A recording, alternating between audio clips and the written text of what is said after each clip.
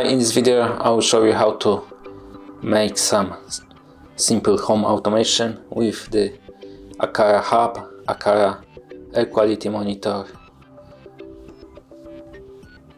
To begin, you need to tap on the automation on the Aqara Smart Home app.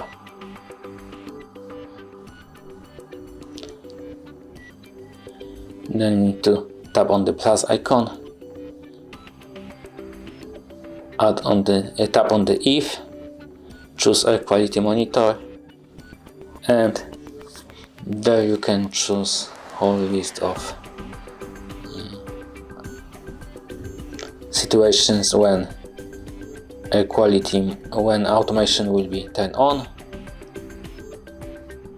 We can choose, for example, temperature above 24 degrees, and then you need to choose what will happen.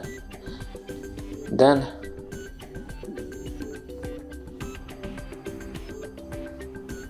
we can, for example, tap on the Hub M2, play ringtone and play police car sound, and as you can see, you need to tap on the save. Okay,